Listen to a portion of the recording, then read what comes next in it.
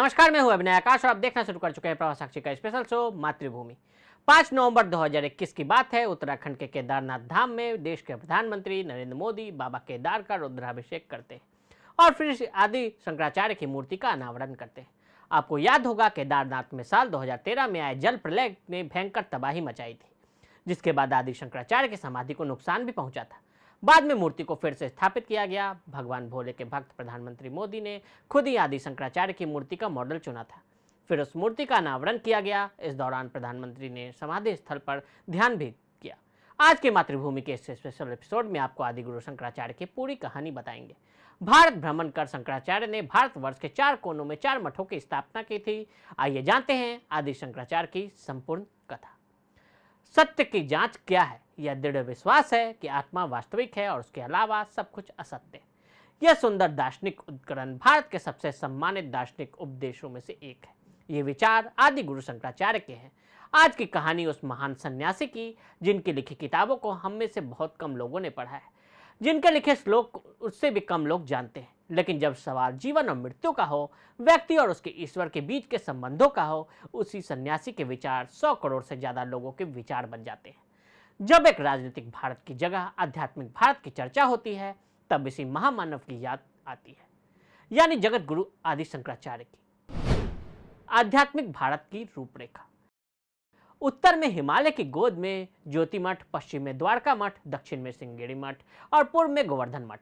इस आध्यात्मिक भारत के पीछे जिनकी सोच है, उन्हें जगत गुरु आदि शंकराचार्य कहते हैं। आदि शंकराचार्य एक बौद्धिक दिग्गज, भाषा विज्ञान के प्रतिभाशाली और सबसे बढ़कर आध्यात्मिक प्रकाश के गौरव थे।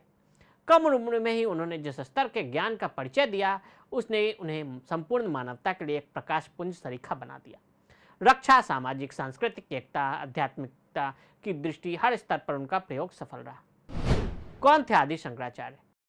7वीं 8वीं सदी में भारत भूमि विभिन्न मतों, संप्रदायों और धर्मावलंबियों की धरती से परिणत हो चुकी थी।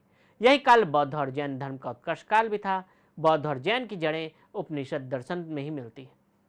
एक विलक्षण बालक और लगभग अलौकिक क्षमताओं वाला एक असाधारण विद्वान, जो 2 साल की उम्र में ही धारा प्रवाह संस्कृत बोल और लिख सकते थे।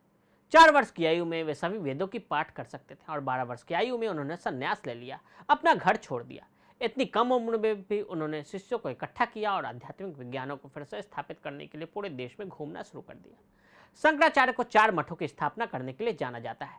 वैशाख मास के शुक्ल पक्ष की 5वीं तिथि को उनकी जयंती मनाई जाती है। केरल में जन्मे आदि शंकराचार्य ईसा पूर्व 8वीं शताब्दी में भारतीय आध्यात्मिक धर्म गुरु थे। इस दौरान विभिन्न मतों में बटे हिंदू धर्मों को जोड़ने का काम उन्होंने किया। उन्होंने पूरे भारत की पैदल यात्रा की, जिसका मकसद भारत को धार्मिक और आध्यात्मिक तौर पर एक करना था। शायद ही कोई ऐसा इलाका बचा होगा जहाँ की यात्रा आदि शंकराचार्य ने न की हो। उन्होंने भारत के हर कोने में अलग अलग संप्रदाय और विद्वानों से शास्त्रार्थ किया और धर्म विजय की नींव रखी। उन्होंने अद्वैत वेदांत के सिद्धांत को समेकित किया और पूरे भारत में 4 मठ की स्थापना की। इस वजह से कहलाए शंकराचार्य। शंकराचार्य के माता पिता ने उनके जन्म के लिए वर्षों तक भगवान शिव की तपस्या की थी। इसके बाद इस बालक का जन्म हुआ, लेकिन जन्म के कुछ सालों बाद ही शंकराचार्य मां से आज्ञा लेकर सन्यासी बन गए। सन्यासी बनने के बाद भी शंकराचार्य ने अपनी मां का दाह संस्कार किया।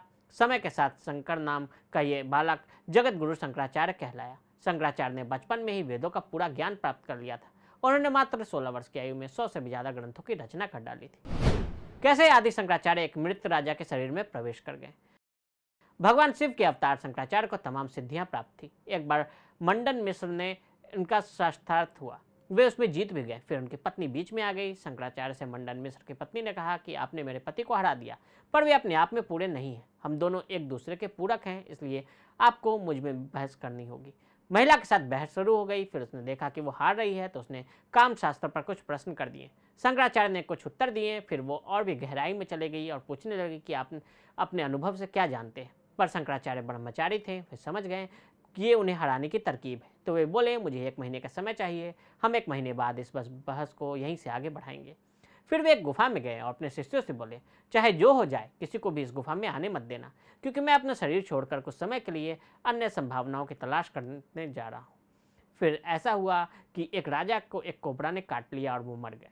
जब शरीर में कोबरा का विष घुस जाता है तो खून गाढ़ा होना शुरू हो जाता है, जिससे रक्त संचार मुश्किल हो जाता है, जिसकी वजह से सांस लेने में कठिनाई होती है। क्योंकि रक्त संचार के मुश्किल हो जाने पर सांस लेने में कठिनाई होती है। तो शंकराचार्य को यह अवसर मिला, उन्होंने बहुत आसानी से उसके शरीर में प्रवेश कर लिया। कुछ समय तक शरीर में रहकर शंकराचार्य ने गृहस्थ का जीवन बिताया, फिर राजा के शरीर को छोड़कर वापस अपने शरीर में लौट आए। इसके बाद उन्होंने भारती के प्रश्नों का उत्तर दिया। आदि शंकराचार्य और बद्रीनाथ मंदिर। बद्रीनाथ का ऐतिहासिक महत्व है क्योंकि यहाँ मंदिर आदि शंकराचार्य द्वारा स्थापित किया गया था। उन्होंने वहाँ अपने लोगों को बसा लिया। आज भी उनके द्वारा स्थापित परिवारों के वंशज परंपरागत रूप से नंबूदरी मंदिर में पुजारी है। कालादि से बद्रीनाथ की दूरी पैदल मार्ग से 3000 किलोमीटर से अधिक है। आदि शंकराचार्य इतनी दूर चले। आदि शंकराचार्य की माता की मृत्यु। शंकराचार्य जी की माता को स्नान करने के लिए पूर्ण नदी तक जाना पड़ता था। यह नदी गांव से बहुत दूर बहती थी। शंकराचार्य की मातृभक्ति देखकर नदी ने भी अपना रुख उनके गांव कालड़ी की ओर मोड़ लिया था। एक बार जब आदि शंकराचार्य उत्तर में थे तो उन्हें सहज रूप से पता चला कि उनकी मां की मृत्यु होने वाली है। 12 साल की उम्र में उनकी मां ने उन्हें संन्यास लेने की अनुमति तभी दी थी जब उन्होंने उनसे वादा किया था कि वह उनकी मृत्यु के समय उनके साथ रहेंगे। इसलिए जब उन्हें पता चला कि उनकी मां बीमार हैं तो वह उनकी मृत्युशैया के पास रहने के लिए केरल वापस चले गए। उन्होंने अपनी मां के साथ कुछ दिन बिताए और उनके निधन के बाद जब फिर से उत्तर की ओर रुख किया। जब आप हिमालय की यात्रा करेंगे तो आपको आश्चर्य होगा कि कोई इस पर कैसे चल सकता है। आज की दुनिया में आदि शंकराचार्य की प्रासंगिकता। इस आध्यात्मिक ज्ञान को पहाड़ों से उतरकर शहरों, कस्बों, गांवों और सबसे बढ़कर लोगों के दिलों और दिमागों में उतरने की जरूरत है। यह समय इस संस्कृति को वापस लाने का है। यह धर्मपरायणता और विनम्रता की भावना जिसने हमारी भारी लाभांश दिया है, यही हमारी ताकत रही है और यही हमारा तरीका रहा है। यही हमारे विकास और प्राप्ति की प्रक्रिया और पद्धति रही है। यही सबसे बड़ा खजाना होने जा रहा है। यही देश का भविष्य बनने जा रहा है। अगर हम एक काम कर लें तो पूरी दुनिया हमसे मार्गदर्शन मांगेगी। तो आज हमने आपको मातृभूमि के स्पेशल एपिसोड में आदि शंकराचार्य के बारे में बताया। आज के लिए दें इजाजत। अगर आप भी लेना चाहते हैं देश दुनिया की तमाम जानकारी तो आज ही सब्सक्राइब करें हमारे चैनल को।